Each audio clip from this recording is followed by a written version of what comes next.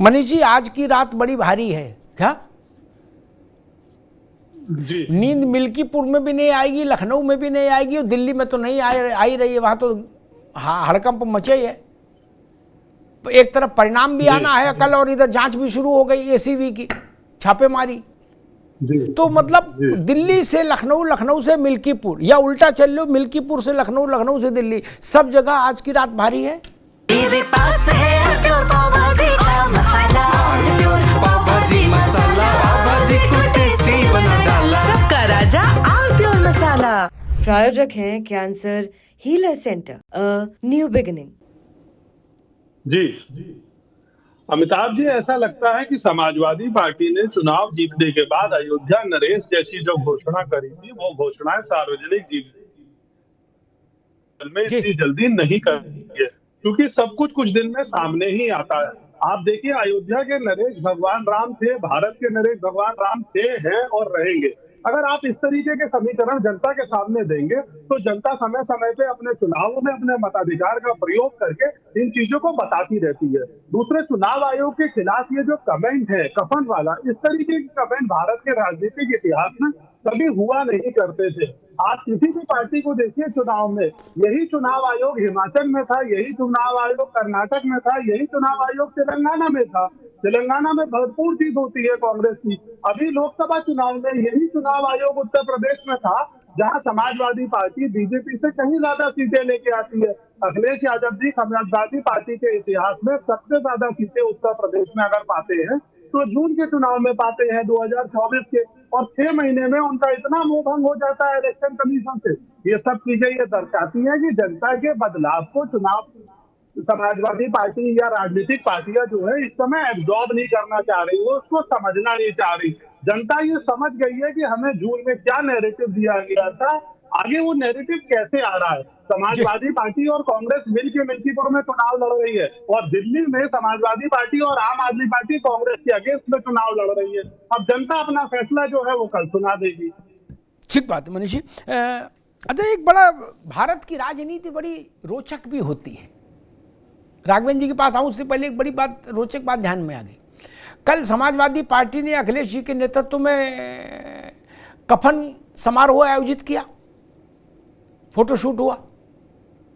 अब रवि किशन जो गोरखपुर के सांसद है, उन्होंने एक नई फुलझड़ी छोड़ दी। उन्होंने कहा भाई कफन क्यों, लकड़ी क्यों नहीं? अंतिम संस्कार के लिए कफन क्यों लाए, दाह संस्कार क्यों नहीं होगा कि लकड़ी ले आते? नई बहस आ गई, कफन वर्सेस लकड़ी। और लेकिन मेरा प्रश्न ये कि चुनाव आयोग के लिए कफन की व्यवस्था करना भारत के संविधान की अवमानना करने जैसा है।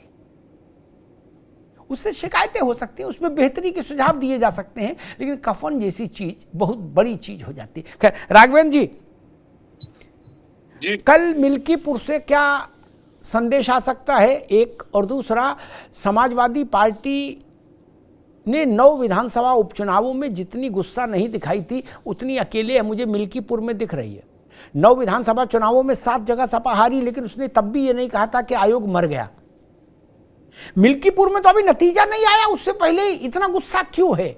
इस गुस्से के पीछे क्या है, राघवेंद्र द्विवेदी? अमिताभ जी, वही जो राम रच रखा। अगर राम ने रच दिया है कि अखिलेश यादव जी की जो समाजवादी पार्टी है मिल्कीपुर में उनका सफाया होना निश्चित है, तो हो जाएगा। और जब ईवीएम में केवल कमल दबा है तो कल कमल ही आएगा। और एनडीए मजबूती से मिल्कीपुर चुनाव जीत रही है।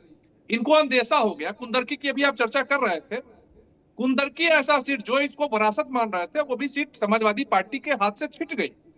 इसलिए छिटक गई कि ये अपना वर्चस्व हमेशा कायम रखना चाहते थे। आप जनता के बीच में काम लेके जाइए, काम और उसका जन सहयोग। आप कफन लेके जाएंगे, संविधान की दुहाई देने वाला व्यक्ति। जब 37 सीट आप जीत के आए तब तो बुके लेके नहीं गए। चुनाव आयोग के पास आपको बुके लेके जाना चाहिए कि भाई आपने बहुत अच्छा किया, आज तक जब से पार्टी बनी तब से आज तक का सबसे सर्वोत्तम मेरा रिजल्ट रहा। तो ये केवल एक बहकावा टाइप का है। इनके सांसद रोते हैं, हे राम हे राम हे राम। पहले कभी राम को मानते नहीं थे, राम है कौन, उनको प्रमाण चाहिए था। और आज जब उनका लड़का हार रहा है तो हे राम कर रहे हैं। ये केवल एक समाजवादी पार्टी एक बंदरबाट होकर रह गई है। कुंदरकी से लगाए तमाम जो 7 सीटें हारे, वहां से लगाए मिल्कीपुर में इनका अंत है। और कांच की हाड़ी बार बार नहीं चढ़ती है। आप संविधान की दुहाई देके जो भी व्यवस्था थी एनडीए की, या जो ये प्रचार किए लोकसभा में, उसको एक बार बहका दिए। पूर्वांचल की रॉबर्ट्सगंज से लेके लखीमपुर खीरी तक किसी ने किसी तरह आप जीत हासिल कर दिए। तो जीत हासिल को बरकरार रखने के लिए जनता के दिलों पर राज करना पड़ता है। आप एक सांसद को लेके राजा बना दिए अयोध्या का, और उसी सांसद को फिर आप पिछली सीट पर बैठा दिए। इसका क्या मतलब है जी? विजय जी, क्या होगा कल? एक और दूसरा, इतना गुस्सा क्यों? आज तक 1952 में पहला चुनाव हुआ, तब से लेके आज तक ये किसी ने नहीं कहा कि चुनाव आयोग मर गया। चुनाव आयोग पर कटाक्ष हुए, आलोचनाएं भी हुई, लेकिन ये शब्द किसी ने नहीं कहा कि मर गया, कफन लाओ। इतना गुस्सा क्यों? जो कहा मैं उस पर नहीं बहस में पड़ना चाहता, मैं जानना चाह रहा हूं कि इतना एसिड क्यों, पॉलिटिकल एसिड इतना ज्यादा क्यों, इतना गुस्सा क्यों? ऐसा क्या हो गया कि इतनी गुस्सा? विजय जी। अमिताभ जी, सबसे पहले मेरा सब लोगों को हाथ जोड़कर नमस्कार जी। भैया देखिए, मैं अभी बहुत सारी बातें सुन रहा था। इसमें क्या है, अगर थोड़ा सा पीछे चलें तो सारी चीजें समझ में आ जाएगी। आपने भी ये जिक्र किया कि हमने कफन की बात क्यों की चुनाव आयोग के लिए। मैं बोल रहा हूं, ये तो बहुत देर से की, इससे पहले कर देनी चाहिए थी ये चीजें, और इससे आगे अगर कुछ होता हो तो वो भी कर देना चाहिए। लेकिन जो लोग समझदार है वही समझेंगे, जो समझना नहीं चाहते वो कभी नहीं समझेंगे। चुनाव आयोग का काम है चुनाव कराना, और चुनाव कराना फ्री एंड फेयर इलेक्शंस। और जब जनरल इलेक्शन होते हैं उसमें कई बार क्योंकि जनता ज्यादा वोट करती है और ज्यादा लोग उसमें पार्टिसिपेट करते हैं, तो इतना मामला ये नहीं कर पाते। लेकिन केंद्र में चूंकि सरकार है इनकी, फिर भी ये गड़बड़ उसमें करते हैं। शिकायत हमारी 2022 में भी थी। और आप जो जितने लोग भारतीय जनता पार्टी के या इनके समर्थक, पहले तो समर्थक को इनके बता दूं कि भाई छाछ तो बोलता है, छलनी भी बोलती है। इनकी बात का जवाब तो दे ना दे, हो सकता है अगले चुनाव में हमारे साथ खड़े हो, तो इन पे नहीं बोलेंगे। लेकिन भारतीय जनता पार्टी के समर्थक है, उनके लिए हम जरूर कहेंगे कि जब 2024 का चुनाव हमने जीता तो हमने तो शिकायत तब भी की। हमें लोग बोलते हैं कि 37 सीट आपकी आ गई। अरे सीट तो हमारी बहुत आने वाली थी, हो सकता है 57, 67, 77 जितनी आ जाती। हमने तो ये नहीं कहा कि हाँ हम बड़े खुश हैं हमारी सीटें, हमने तो तब भी शिकायत दर्ज की। लेकिन आप एक चीज देखिए, अभी ज्यादा दिन नहीं हुए, मीरापुर का चुनाव है, मैं उसका गवाह हूं, हम लोगों ने काम किया वहां। जब बुला करके लोगों को थाने में बुला करके एसएचओ बोल रहा है पूर्व प्रधान और प्रधान को कि कल अपने घर से नहीं निकलना, अपने घर रहना, हमारे सामने की बात है, उनसे शिकायत कर रहे हैं, हम उच्च अधिकारियों से उसकी शिकायत कर रहे हैं, लेकिन कोई कार्रवाई नहीं। अब चुनाव आ जाता है मिल्कीपुर का। मिल्कीपुर में कम से कम 500 से ज्यादा ट्वीट शिकायतें सोशल मीडिया पे हुई। आप बड़े पत्रकार हैं, आपको हम लोग फॉलो करते हैं, अनुसरण करते हैं। आप एक जवाब मुझे बताओ जिसपे कार्रवाई हुई हो। तो क्या चुनाव आयोग जिंदा है, मृत हो गया? अरे वो तो मृत है और अपनी बहुत पहले हो चुका।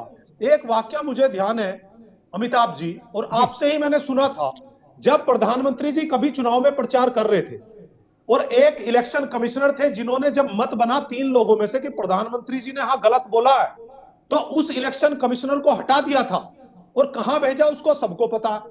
चुनाव आयोग तो भारतीय जनता पार्टी की मुट्ठी में है, ये कौन नहीं जानता।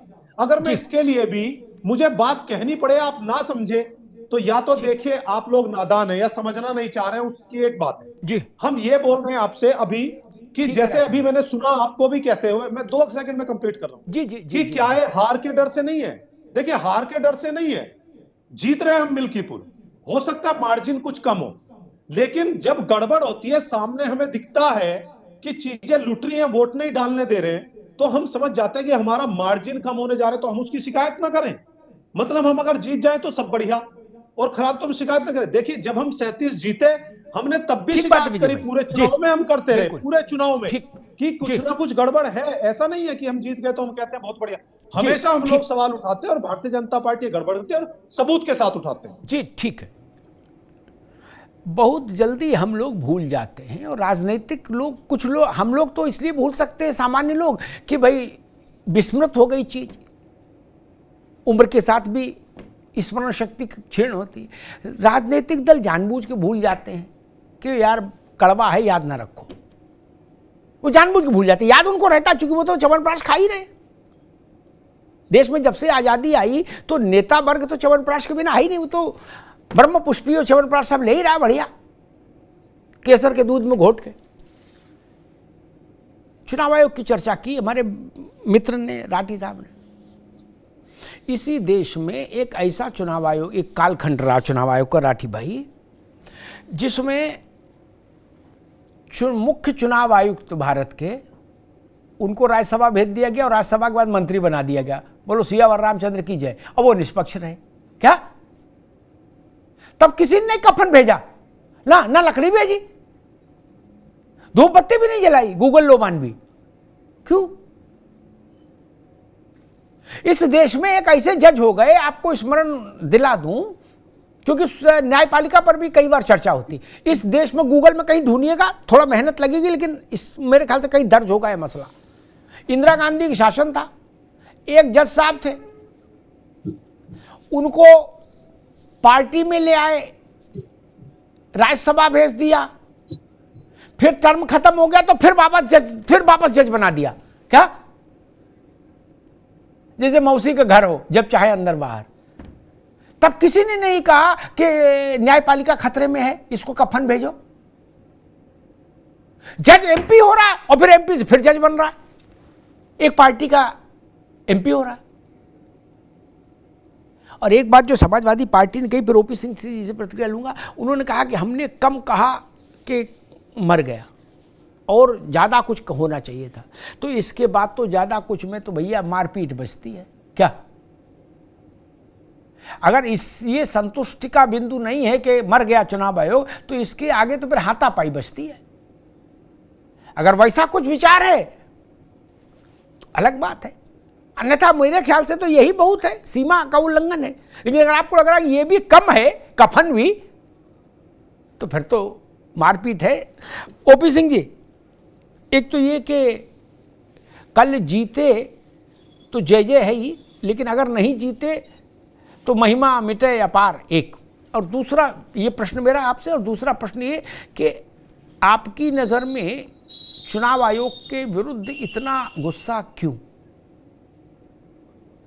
अमिताभ जी, 14-15 घंटा शेष बचा है। समाजवादी पार्टी जो दावा कर रही है, कर रही थी, वो 14-15 घंटे बाद कल 8 बजे से चुनाव परिणाम आना शुरू हो जाएगा। एक व्यक्ति को जब वेशभूषा में हम देखते हैं तो अंदाजा लगाते हैं कि आदमी शरीफ है, सौम्य है, पहनावा उड़ावा से उसके शारीरिक स्वरूप होते हैं, लेकिन हम भ्रम की स्थिति में रहते हैं।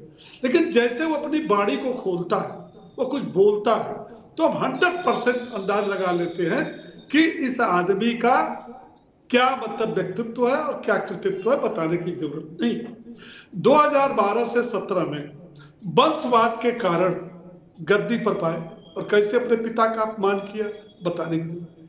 उसके बाद वो बेचारे हर चुनाव को हारते चले गए। खास तौर से विधानसभा का चुनाव हारे, 17 हारे, 22 हारे, और सारे चुनावों को छोड़ दीजिए। ये जो उपचुनाव 9 हुए हैं, 23 नवंबर 2024 को परिणाम आए, 9 में 7 हम जीते, 2 हारे, मिल्कीपुर की बात है। हम समझते हैं कि 5-6 साल से मैं डिबेट कर रहा हूं, जितना डिबेट होता है उसमें सुबह सुबह उठता हूं तो अंदाज लगा लेता हूं कि आज सैफई परिवार के किस व्यक्ति ने क्या उटपटांग बोला या उसकी क्या उटपटांग क्रियाकलाप रही। आज डिबेट इसी पर होगी, मैं पक्का जान जाता हूं 80%। राम गोपाल ने कहा, अधिकारियों की खैर ने, उनकी सूची बना लो 27 में आ रहा हूं ना, उनकी खोज खबर लूंगा, कल उस पर डिबेट हो गई। इसके पहले उनके बड़े चाचा राम गोपाल ने बोल दिया न्यायालय लड़ाने का काम करती है, संभल पर उसने परिणाम दे करके वो जो है हिंदू मुसलमानों को लड़ाने का काम कर रही है। बड़े मियाँ तो बड़े मियाँ, छोटे मियाँ सुभान अल्लाह। तब तक पूर्व मुख्यमंत्री समाजवादी पार्टी के राष्ट्रीय अध्यक्ष कफन लेके आ गए। अब पता बल लिखा तो उस पर है चुनाव आयोग, पता नहीं वो अपने कार्यकाल में किसका कफन लेकर आए, किस पार्टी के तरही बरही कर चुके हैं और करने जा रहे हैं। ये तरह तरह के क्रियाकलाप करते हैं। और एक नई बात आपने नहीं देखी है, आपने देखा होगा कि जब ये 2024 के 9 चुनाव हो रहे थे, उसके पहले समाजवादी पार्टी के कार्यालय पर एक पोस्टर लगा, 27 के सत्ताधीश। शायद आज आपके चैनल की निगाह नहीं पड़ी, 2 पोस्टर लगे हैं बड़े बड़े, 27 के मुख्यमंत्री अखिलेश जी और 2032 का कुंभ हम ही कराएंगे। बड़ा आश्चर्यजनक बात, एक कुंभ बीत रहा है महाकुंभ, दूसरा कुंभ हम ही कराएंगे। मैंने टीवी पर देखा है, मैं कोई सुनी सुनाई बात नहीं करता। तो जो आदमी रोज 27 का सत्ताधीश हो रहा है, मुख्यमंत्री हो रहा है, अब कुंभ भी। और सुनिए, अभी आपने बताया, उनका आपने दिखाया, कहा कि महाकुंभ की कोई परिभाषा होती ही नहीं। ये तो भारतीय जनता पार्टी ने ये जो है इसको हाईलाइट करने के लिए, मार्केटिंग करने के लिए महाकुंभ। अब उनको यही पता नहीं कि अर्धकुंभ क्या होता है, कुंभ क्या होता है, महाकुंभ क्या होता है और क्यों कहा जाता है। तो इस तरह की उटपटांग हरकत, उटपटांग बयान। आप बताइए, संविधान को लेके जेब में घूम रहे हैं, छोटे भाई बड़े भाई दोनों इंडी गठबंधन के, संविधान अपनी जेब में ले, रोज इनकी हरकत संविधान विरोधी है। आपने कभी अपने इतने दिन से पैदा होने के बाद, देश की आजादी के बाद से भारतीय जनता पार्टी भी विरोध में रही, कांग्रेस भी विरोध में है, समाजवादी पर बसपा में। आप ये बताइए कि संवैधानिक रूप से चुनाव आयोग को कफन के रूप में इतना घृणित, इतना शर्मनाक, आप तो अपना फोटो सेशन करा लिए, लेकिन जनता थू थू कर रही है, जनता थू थू कर रही है। अखिलेश यादव, 2024 के लोकसभा चुनाव में यही प्रशासन था और यही चुनाव आयोग था, 37 सीट पाए, तब हम हारे तो ईवीएम, जीते तो हम। ये अहंकार कैसे, अहंकार तो रावण ठीक है ओम प्रकाश जी, ठीक को खा गया जी, ओपी सिंह जी, ठीक को खा ठीक गया। थोड़े में ज्यादा स्वाद, यही तो है इसकी खास बात। वाओ मामा, क्या स्वाद है। अरे मेरे राजा, प्रायोजक हैं cancer healer centre, a new beginning.